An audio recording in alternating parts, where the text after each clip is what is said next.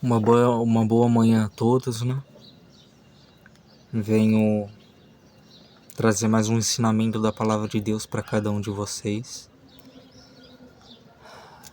E eu posso dizer, ultimamente as coisas não têm sido fáceis, ok?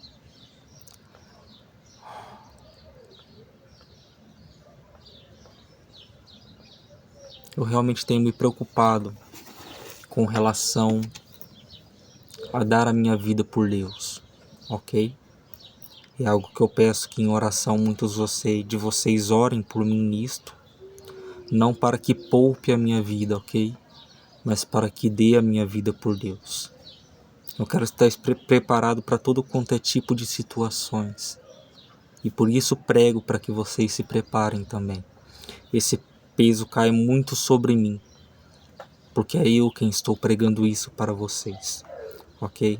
E é claro e evidente que muitas vezes Satanás me tenta nessa área, ok? Para ver se de alguma forma irei negar a fé ou não.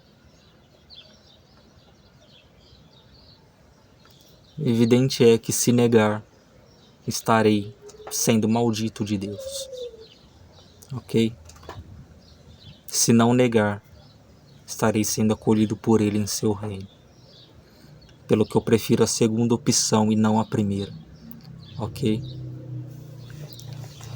Por isso peço, orem por mim a fim de que resista a todo tipo de tentação, para que a nossa fé não seja em vão, porque sabemos que os homens que morreram no passado inspiraram a nossa fé no presente, ok? Então, a palavra que eu venho trazer diz o seguinte, é Lucas capítulo 13, do 22 ao 30, ok? Vai ser a primeira palavra. Daí depois nós vamos ler Lucas 14, do 7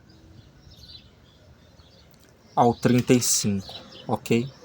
Mas primeiro vamos ler essa passagem porque antecede a essa que eu hei de falar, ok? E é o que dá um pouco mais de sentido para a palavra final também, ok? E percorria as cidades e as aldeias ensinando e caminhando para Jerusalém. E disse-lhe um, Senhor, são poucos os que se salvam? Então um homem parou e perguntou para Jesus, Senhor, são poucas pessoas que se salvam no final? No final de seus dias, no final de suas vidas, são poucas pessoas que se salvam? E Jesus respondeu a ele, porfiai, isso é, esforcem-se, né, por entrar pela porta estreita. Porque eu vos digo que muitos procurarão entrar e não poderão. Quando o pai de família se levantar e fechar a porta, e começar a estar fora e a bater a porta, dizendo, Senhor, Senhor, abre-nos. Respondendo ele, vos disser, não sei de onde sois. Então começareis a dizer, temos comido e bebido na tua presença, e tu tens ensinado em nossas ruas. E ele vos responderá, digo-vos que não sei de onde sois. Apartai-vos de mim, vós os que praticais a iniquidade. Em outras palavras, ele vai dizer, vocês não são minhas ovelhas, não pertencem das minhas ovelhas, vocês não são pertencentes ao meu povo. De alguma certa forma, aqueles homens não estavam agradando a Deus. Por isso lhe disse, apartai-vos de mim todos vós que praticais a iniquidade. Ali haverá choro e ranger de dentes, quando virdes Abraão, Isaque e Jacó, e todos os profetas no reino de Deus, e vós lançados fora. Em outras palavras, vocês verão Abraão, Isaque e Jacó, e os profetas, enquanto serão lançados fora, para serem condenados. Ok? Então, os homens que forem condenados vão ver essas coisas acontecendo. Vão ver os salvos entrando no paraíso. Mas a eles não será dado o direito de entrar no paraíso. Ok? e virão do Oriente e do Ocidente, do Norte e do Sul, e assentar-se-ão à mesa do reino de Deus. Ou seja, pessoas de todas as nações. E eis que derradeiros há que serão os primeiros, e primeiros há que serão os derradeiros, né? Em outras palavras, há primeiros que serão últimos e últimos que serão primeiros. Há pessoas que nós esperávamos que fosse salvo e não será. E há pessoas que nunca esperássemos que fosse salvo e será. Entende? Isso de acordo com o julgamento de Deus e não segundo o julgamento dos homens. Ok? Então nessas coisas não insulte ninguém, como dizendo, você não será salvo. Ok? Daí depois, antes do versículo 7 de Lucas 14, Jesus ele cura um homem hidrópico, né? E ele pergunta, é permitido curar no sábado? No versículo 3 ele pergunta, é permitido curar no sábado? Ele fala isso para os fariseus. Eles se calaram, não falaram nada. E daí Jesus curou ele e o despediu. E logo em seguida ele fala, qual será de vós que caindo-lhe num poço em dia de sábado, o jumento ou o boi, não o tire logo? E nada lhe podiam replicar sobre isso. Ora, se um boi, se um animal caísse num poço no sábado, os homens iam lá resgatar o seu animal, aquele animal que eles cuidam. Mas agora, quando é com um ser humano, a pessoa destrata, ok? A pessoa fecha o coração. Eles conseguem tratar bem animais que hoje estão vivos e amanhã está na sua mesa, você comendo esse animal. Mas não consegue tratar bem um ser humano, ok? Não consegue cuidar, amar um ser humano, que é a imagem e semelhança de Deus. Nenhum animal foi feito imagem e semelhança de Deus. Só o homem foi feito imagem e semelhança de Deus. Por isso, comparar o homem com o macaco, comparar o homem com animais, é a coisa mais absurda que você pode fazer. Compreende? Aqui entra crimes de racismo, aqui entra crimes de ateísmo, ok? Na lei de Deus, porque o que acontece? Homens ateus pregaram o evolucionismo, a ponto de dizer que o homem evoluiu do macaco, que ele veio do macaco, não veio do barro, sendo que a ciência comprova que é mais plausível que o homem tenha vindo do barro, do pó desta terra, que a origem do homem seja do pó dessa terra, do que vir de um animal. Ok? Porque o que Deus disse a respeito do homem? Dominai sobre toda a natureza. É o homem que dominou sobre a natureza. Ok? A glória antiga de Adão era essa. Ele dominava sobre toda a natureza. Hoje em dia, os homens precisam caçar animais para sobreviver. Ok? Quer dizer que o homem deixou de subjugar a natureza? Pelo contrário. Se o homem quiser hoje em dia, ele tem capacidade de exterminar todos os animais da terra. Mas a questão é, a gente faz uso desses animais para a nossa sobrevivência. Então a gente precisa que eles se mantenham vivos. Entende? Ainda que muitas pessoas comam carne, nunca vai deixar de haver gado, nunca vai deixar de haver vacas, nunca vai deixar de haver animal. Ok? Porque dos animais é que nós nos alimentamos. Ok? Nos últimos dias, a palavra de Deus é clara que os homens maus começariam a proibir alimentos que Deus criou para o sustento do homem. E os animais incluem-se nisso. Tanto que quando Deus criou todo o mundo, ele falou, vocês podem comer de bois, de vacas, de ovelhas, vocês podem comer esses animais. Vocês podem desfrutar de tudo que há na natureza, não somente dos legumes, mas também dos animais. Você pode comer proteína animal. Entende? Tanto que aqueles que carecem de proteína animal, eles não falam para vocês. Eles pregam uma vida perfeita por comer somente legumes. Mas a verdade é, eles têm que suplir essa falta de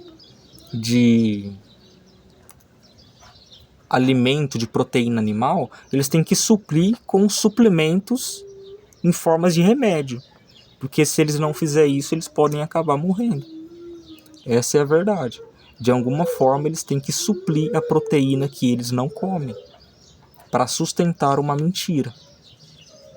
Ok? Porque o homem precisa da proteína animal para viver. Ok? A gordura animal, ele precisa disso para viver. Ok? Tanto que Deus falava, quando você oferecer seu sacrifício, você também deve comer parte deste sacrifício. E tem uma ordenança que diz que eles comiam, no primeiro dia eles comiam o sacrifício, no segundo dia eles comiam o sacrifício, mas no terceiro dia eles não podiam comer o sacrifício. Por quê? Porque no terceiro dia Jesus ressuscitou.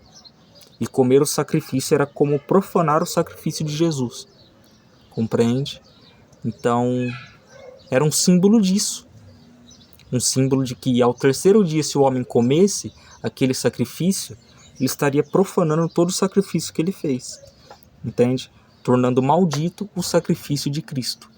Estaria desprezando o sacrifício de Cristo, de uma certa forma. Entende? Isso era a sombra de coisas que viriam.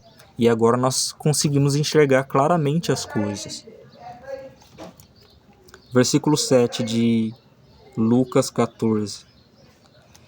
E disse aos convidados uma parábola, reparando como escolhiam os primeiros assentos. Disse-lhes. Então, ele olhando como as pessoas escolhiam os primeiros assentos nas sinagogas, ele começou a dizer uma parábola, dizendo, começou a falar. Quando por alguém fores convidados a bodas, né, as bodas do Cordeiro, que seria aqui, né? Em outras palavras, quem está convidando é Deus, ok? Isso, na verdade, a gente tem que levar para a vida, ok? Em todas as questões da vida. Não somente...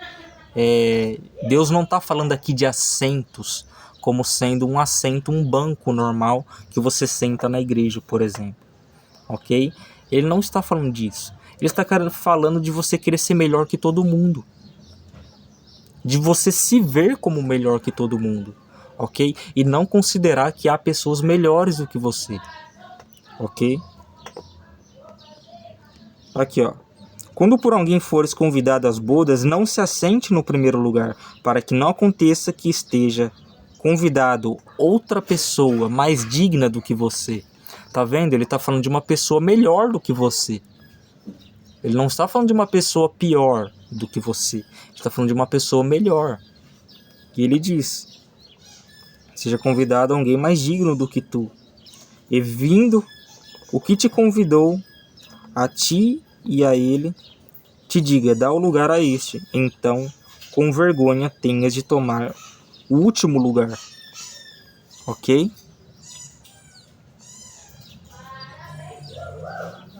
Mas quando fores convidado, vai e assenta-te no último lugar, para que quando vier o que te convidou te diga, amigo, assenta-te mais para cima. Então terás honra diante dos que estiverem contigo à mesa. Ou seja, naquela época havia assentos que eram mais privilegiados na mesa e assentos que eram menos privilegiados à mesa. Entende? O que Deus estava nos orientando é, sente nos assentos menos privilegiados na igreja. Ok? Só que não só na igreja. Isso, na verdade, é algo para a vida. Isso, na verdade, é algo para a vida. Procure estar em último lugar em tudo o que você faz. O que eu estou dizendo é, não se considere o melhor dos melhores. Para que você não tenha que dar lugar a outro melhor que tu. estou querendo dizer havia uma disputa entre os discípulos. E eles falavam, quem é o melhor no reino de Deus? E o que Jesus disse? O melhor no reino de Deus é aquele que é como esta criança. Porque quem se humilhar será exaltado, e quem a si mesmo se humilhar será exaltado. E quem se orgulhar, se engrandecer, será abatido por Deus. Ok? O orgulho dele não representará nada. É isso que Deus está querendo trazer de ensinamento aqui. Você lançar fora o orgulho humano e reconhecer que há pessoas melhores que você não vai ser melhor em tudo, ok? E que você deve se considerar o pior dos pecadores, assim como Paulo se declarava. No fim dos seus dias, ele se declarou como o pior dos pecadores, ok? Agora eu te pergunto, quer dizer que Paulo de fato era o pior dos piores de toda a humanidade? Não. Havia pessoas piores em pecar do que Paulo. Mas entre todos os homens ele preferiu escolher a si mesmo como o pior pecador para que ele tenha consciência de seus males, de seus pecados, para que ele possa se arrepender de verdade. Porque quem é o homem que se arrepende senão um homem que enxerga o seu pecado? Porque o homem que só vê bondade em si mesmo, ele não vai querer se arrepender. Compreende? Ele vai querer só dar desculpa para não se arrepender. Ele vai continuar voltado à sua arrogância e às suas boas obras. Ele não vai se arrepender. Por isso que Jesus declarou: eu não vim chamar justos, né? Mas pecadores ao arrependimento. O que ele quer dizer com essa frase? Porque existe dois tipos de justo, ok?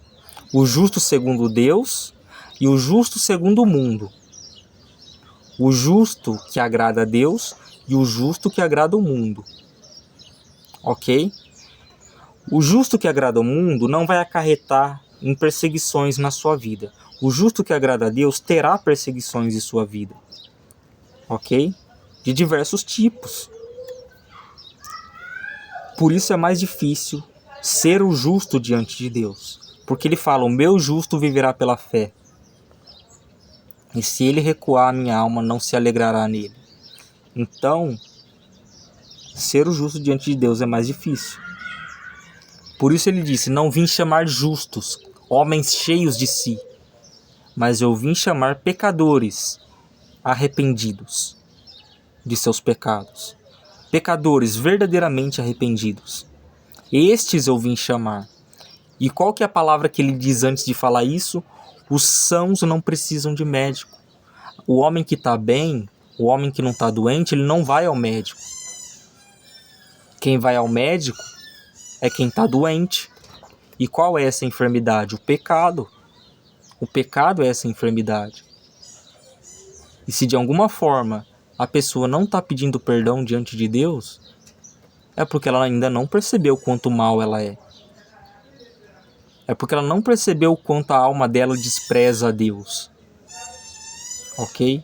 É porque ela não percebeu o quanto os seus pecados estão diante dela, como se fossem, vamos dizer assim, lobos brigando diante dele.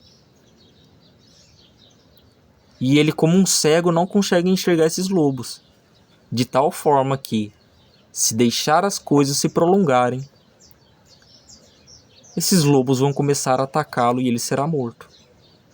Isso representando a condenação final. Ok?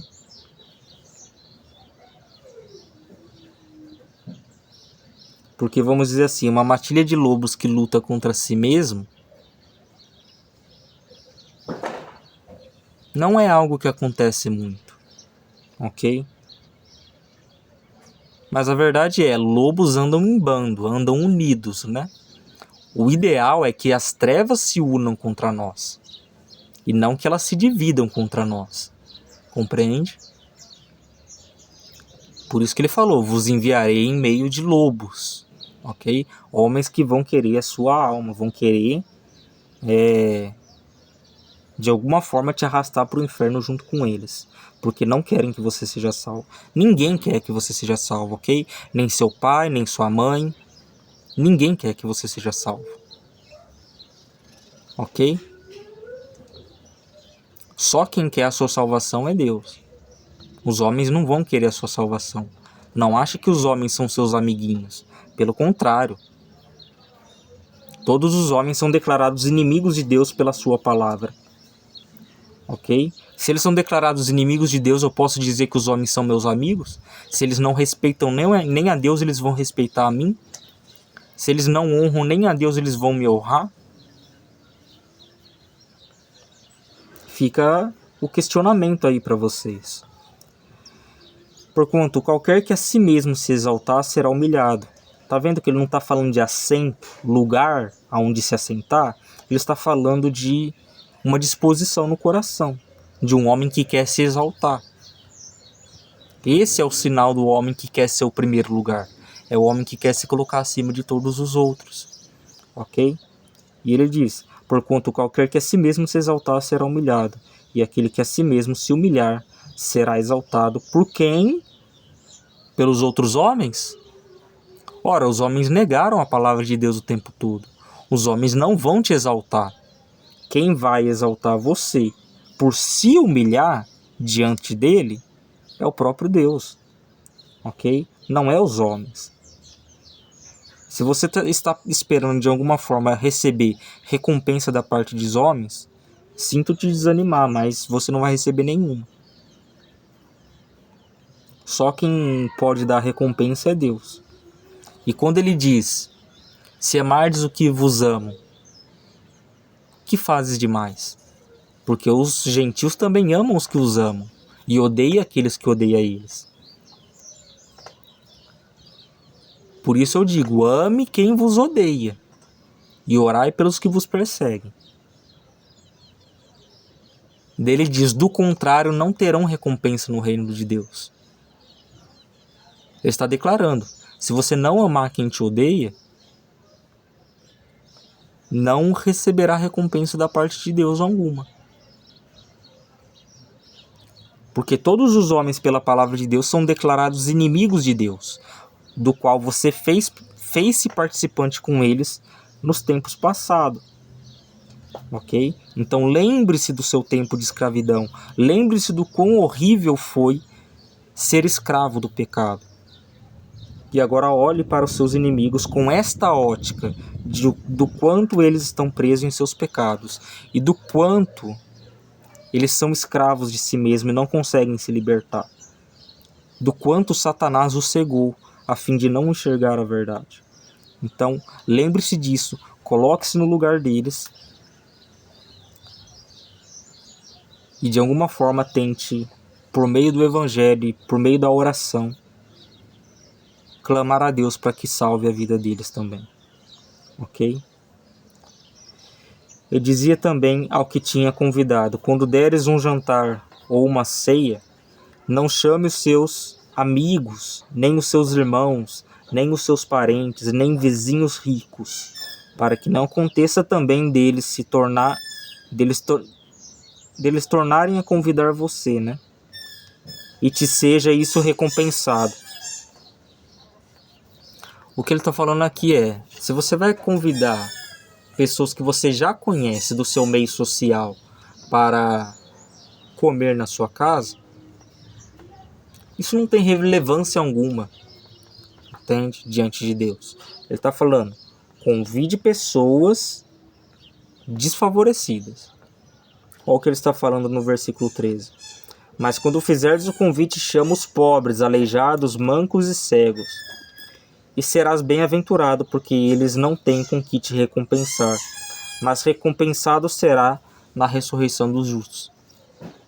Ora, é mais fácil você receber um elogio do homem que hoje você recebe e não representa porcaria nenhuma, ou você prefere receber uma recompensa da parte de Deus na ressurreição dos justos?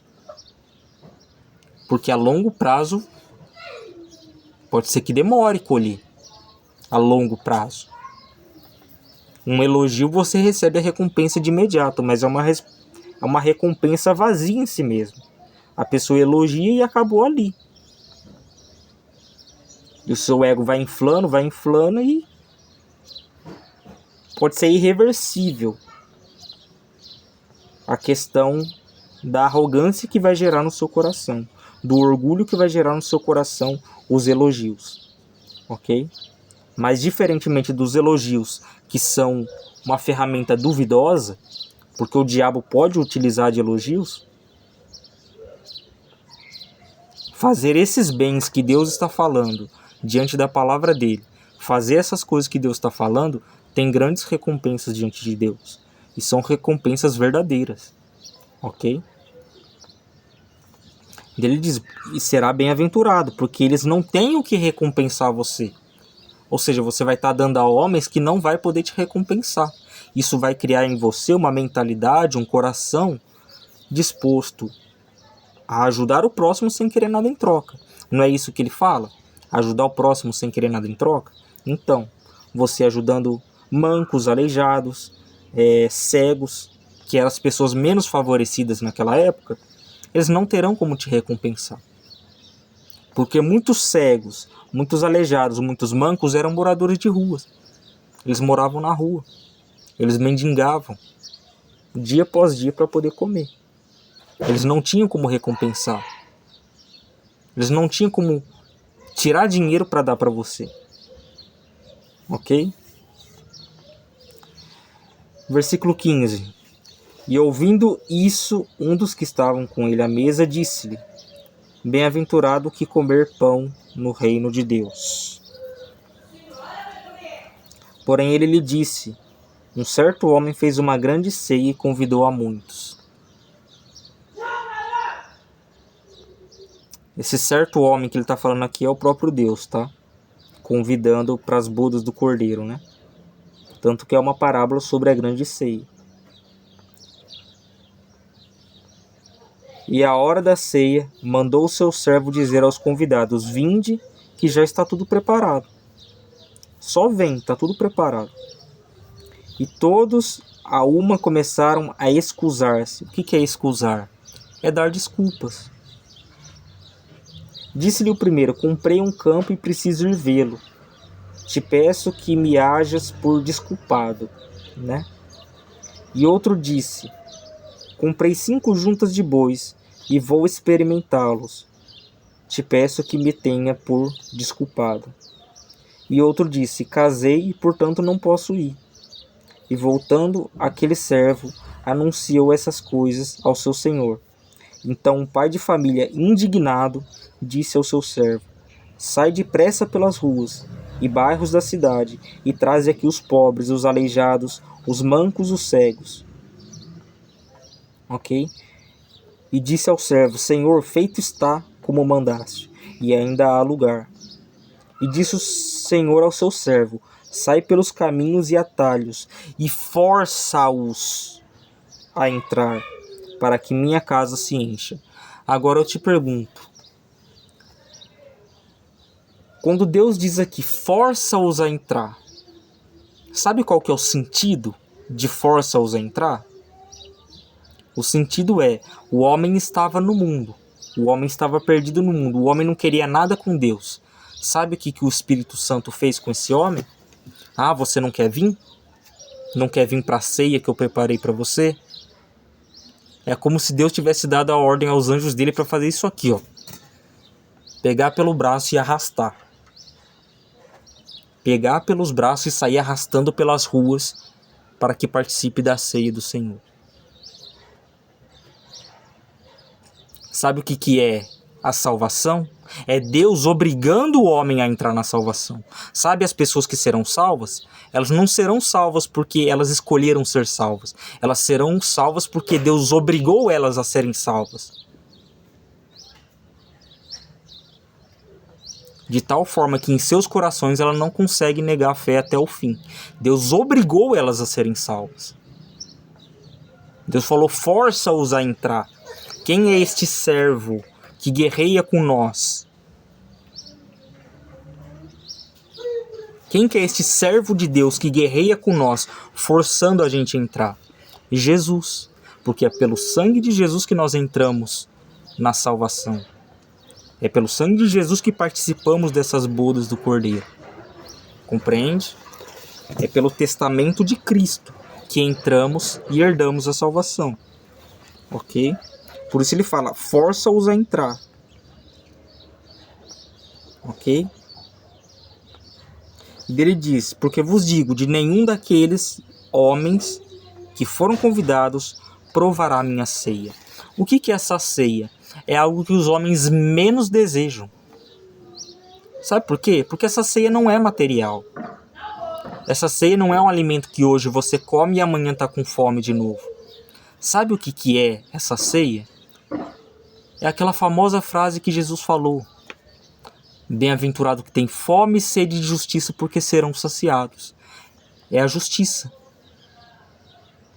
Mas eu te pergunto, são todos os homens que querem praticar a justiça? Não são os homens os mesmos que hoje falam que são contra a corrupção no governo e amanhã estão pegando dinheiro da carteira de alguém que acabou de derrubar na rua, sem avisar que a carteira caiu? Não são esses mesmos homens? Hein? Não são os mesmos homens que combatem a corrupção no governo e amanhã estão roubando o seu próximo?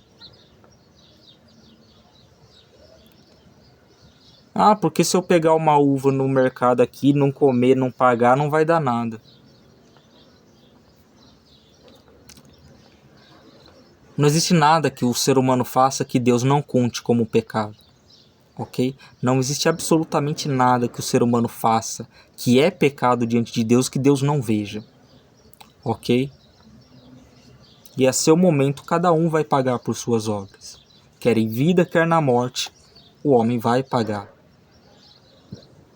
E uma coisa que eu digo, prefira pagar na vida, porque na morte não tem jeito mais. Ok? Porque se você for pagar na morte, já não vai ter mais jeito para você. Prefira pagar a Deus os seus pecados em vida. Ok? Prefira que Deus te pune em vida, a fim de que você aprenda e volte para o caminho dele. Porque, caso contrário, se for pela morte, já não há mais salvação. E é por isso que ele chega à conclusão final desses versículos. E diz o seguinte: ora, ia com ele uma grande multidão, e voltando-se disse-lhe: se alguém disser, vier a mim, e não odiar a seu pai, e a mãe, e a mulher, que a filhos, irmãos e irmãs, e ainda também a sua própria vida, não pode ser meu discípulo. Que palavra dura é essa? Porque ele está dizendo que não pode ser discípulo dele aquele que não aborrecer, que muitas vezes está no sentido de odiar, entende? O odiar aí no sentido de: se eu perder a minha mãe e o meu pai, eu não vou perder a minha fé. Se eu perder o meu filho e minha filha, eu não vou perder a minha fé. Não é sentido de odiar no literal. Os homens têm a mania de achar que tudo é literal. Não é o sentido de odiar no literal. É o sentido de: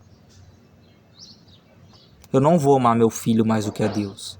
Eu não vou amar minha esposa mais do que a Deus. Eu não vou amar meu pai e minha mãe mais do que a Deus. Porque o maior mandamento da lei não é amar o próximo. Pelo contrário, amar o próximo é um mandamento que está vinculado com o primeiro mandamento, mas que não é igual ao primeiro mandamento, que é amar o Senhor acima de todas as coisas. Ok? Amar a Deus acima de todas as coisas está acima de amar o próximo como a si mesmo. Ok? E aí sim, depois nós amamos o próximo como amamos a nós mesmos. Mas pelo contrário... Daiane...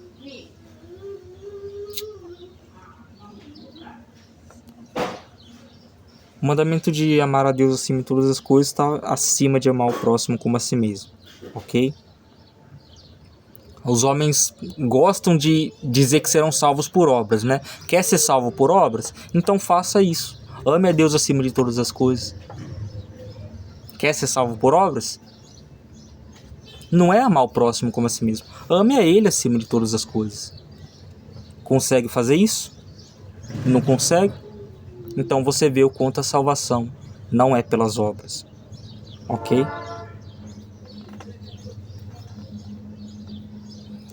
E diz: e qualquer que não levar a sua cruz e não vier após mim não pode ser meu discípulo. Pois qual de vós, querendo edificar uma torre, não se assenta primeiro a fazer as contas dos gastos, para ver se tem com que acabar? Para que não aconteça que depois de haver posto os alicerces, e não a podendo acabar, todos que virem comecem a escarnecer dele, dizendo: este homem começou a edificar e não pôde acabar. Ou qual é o rei que, indo à guerra, lutará com outro rei, não se assenta primeiro a tomar conselho sobre se com 10.000 pode sair contra outro, que vem contra ele com 20.000? Sabe por que ele coloca essa situação de desvantagem, por exemplo? Porque em muitas situações da nossa vida a gente vai estar em desvantagem, ok? Desvantagem numérica, eu digo, desvantagem de diversos tipos. Como por exemplo, Cristo fala que a gente deve combater 3 coisas: o nosso pecado, o mundo, que são as tentações que a gente tem pela frente, né? E Satanás. São esses 3 que a gente combate: o mundo, Satanás e o nosso pecado. Ok? E em muitas situações da nossa vida a gente vai estar em desvantagem. Ok? Essa é uma realidade. Por isso ele está falando: antes de você começar a sua caminhada cristã, considere as suas desvantagens, não as suas vantagens. Ok? Considere as suas desvantagens para saber se você está preparado para lidar com elas. Ok? E quem vai dar essa certeza no seu coração é Deus. Ok? Não cabe a mim dizer, não cabe a ninguém dizer se você vai ou não vai dar a sua vida por Ele. A verdade é, Ele permitirá que façamos isso se Ele quiser. Ok? Se Ele nos der força, teremos força para ir contra. Se Ele não nos der força, não teremos força para ir contra. A verdade é que sempre estivemos dependentes de Deus. Quer em nossas desobediências no nosso pecado, quer a gente obedecendo a Ele, sempre estivemos debaixo da vontade de Deus. Ok? Mas isso não é uma desculpa para continuar pecando. Ok? Entenda bem isso. E daí depois ele fala sobre o rei que precisa saber se com 10.000 ele vai conseguir combater outro rei que vem com 20.000, né? De outra maneira, estando o outro ainda longe, manda embaixadores e pede condições de paz. Mas a verdade é, pedir condições de paz com o diabo às vezes acarreta em consequências irreversíveis, como por exemplo na questão da marca. A Bíblia fala que não há salvação para quem põe ela. Então, pedir condições de paz com o diabo nesse sentido é pedir para ser condenado. Tem momentos em que você deve levar em conta o seguinte: Pedro negou Jesus 3 vezes. Judas vendeu Jesus e se enforcou. Pedro se arrependeu e continuou com Deus. Só que a gente deve levar em consideração e considerar o seguinte: pode ser que eu não tenha chance de negar Jesus 1 vez, 2 vezes, 3 vezes, como Pedro teve. Pode ser que eu só tenha uma chance. Essa é a minha desvantagem com relação a Pedro. Pode ser que eu só tenha uma chance. E se eu negar, já era. Essa é a minha desvantagem. Essa é uma preocupação que geralmente está no coração de todos nós, ok? Que queremos servir a Deus. Mas é justamente na presença de Deus que a gente alcança essa graça, essa coragem para viver dessa maneira, ok?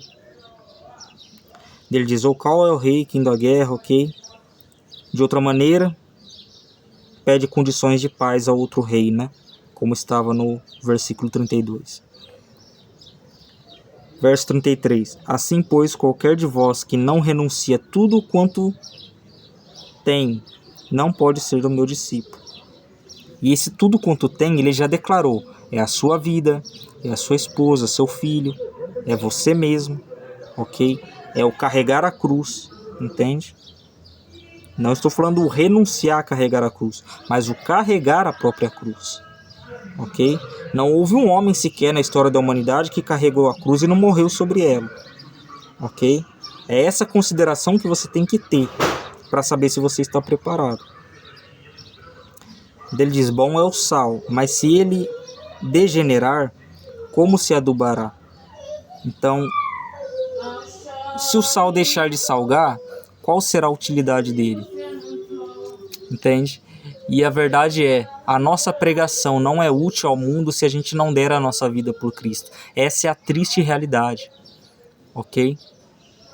Essa é a triste realidade. Se a gente não der a nossa vida para o mundo, o nosso testemunho geralmente não é válido, ok? O nosso testemunho geralmente não é válido, entende? Geralmente o nosso testemunho é descredibilizado se a gente não morrer. A gente só tem valor. Eu vou falar para você. Essa talvez seja a palavra mais pesada que você vai ouvir no seu dia. Mas é a dura verdade. O cristão só tem valor para o mundo morto. O cristão só é declarado como um cristão no fim de seus dias quando ele é morto. Aí o mundo olha e fala, olha, ele era um verdadeiro homem de Deus. Para os cristãos, geralmente a gente não precisa morrer para ter valor. Mas para o mundo, a gente só tem valor morto. Porque morto a gente não pode confrontar o pecado. Porque morto a gente não pode expor a fraqueza deles. Porque morto não pode fazer mal algum a ninguém. E é essa situação que o mundo nos enxerga. Homens loucos, homens perdidos. Eles não dão crédito à nossa palavra. Eles odeiam a nossa palavra. Essa é a verdade. Para eles, o nosso valor se dá quando a gente morre. Agora, o pai e a mãe deles têm valor mesmo que não morra. Mas agora, porque somos alheios, somos estranhos para eles, eles não são nossos irmãos, tá? Eles são desconhecidos para nós e nós somos desconhecidos para eles. Ok? Então, é basicamente isso. Daí Jesus diz, nem presta para a terra, nem para o montouro, lançam-o fora, desprezam. Quem tem ouvidos para ouvir, ouça. Em outras palavras, o que Jesus está declarando aqui é isso. Sabe qual que é o valor do cristão para o mundo? Quando ele morre. Quando os profetas pregavam palavras duras de arrependimento, eles não tinham valor nenhum para o povo. Quando aqueles profetas morriam e acontecia o que eles falavam, o povo começava a exaltar eles como grandes homens de Deus. Depois de morto, eles viraram homem de Deus. Mas quando eles estavam vivos, vocês confrontavam eles como se estivesse confrontando um filho do diabo. Vocês odiavam a ele como se estivesse odiando o diabo. Mas quando de repentemente eles morrem, eles viram heróis. Eles viram homens lembrados. Tá vendo como o mundo trata os cristãos? É esse mundo que eu e você, minha irmã, meu irmão, pertence. É esse mundo podre. É esse mundo odiável. E por isso que ele está falando, considere as suas desvantagens diante do mundo. Porque diante do mundo, vamos falar a verdade, a gente tem mais desvantagem do que vantagem. Ok? A gente tem mais inimigos do que aliado. Às vezes até as próprias pessoas de nossa casa podem ser inimigos na fé para nós. e pedras de tropeço para que venhamos desviar. Se até os de nossa casa podem ser inimigo, você acha que os de fora te amam? Eles não se importam com você. Eles se importam com suas vidinhas medíocres. Eles se importam com coisas banais. Chegar no final de semana, encher o cu na cachaça, né? Se eu posso assim dizer. Peço perdão pela expressão, mas não consegui achar outra expressão senão essa. É isso. Eles enchem a vida dele com coisas vazias, com coisas que não trazem retorno.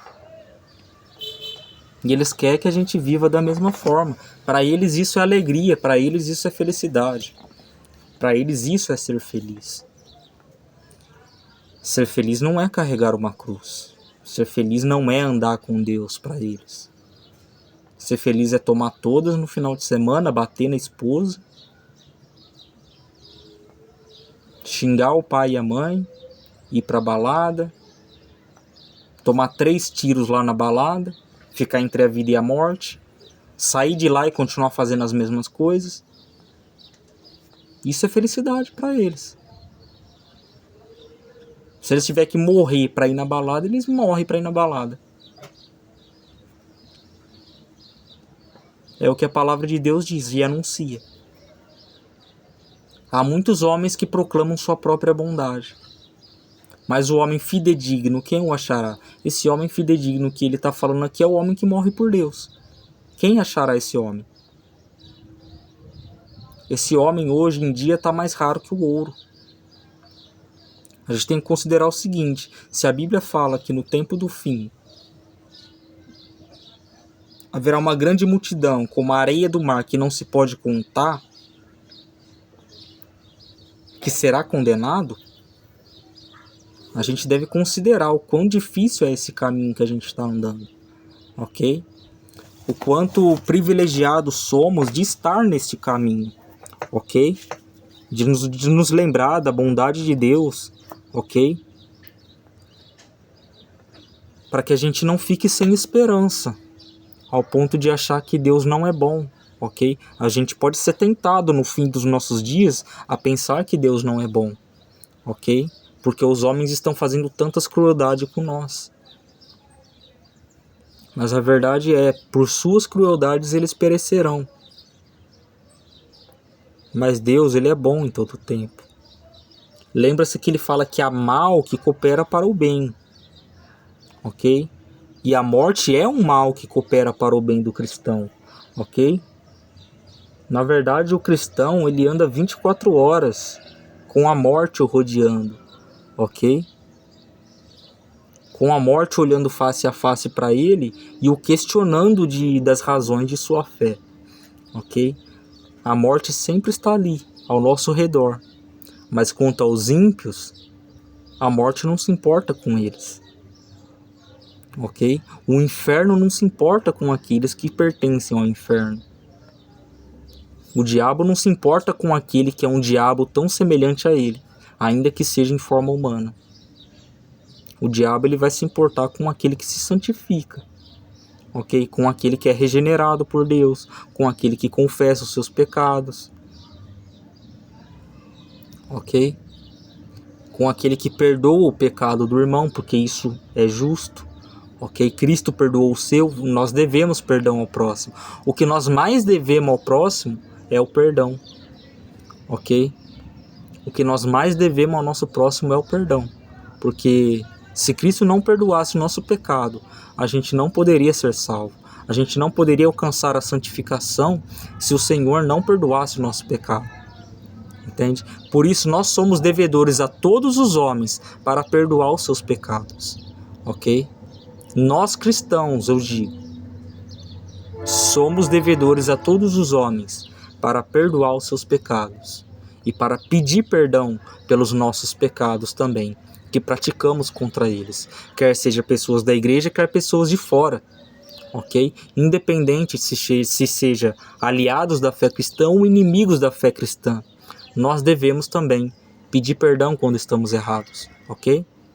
Enfim, graça e paz a todos, uma ótima semana.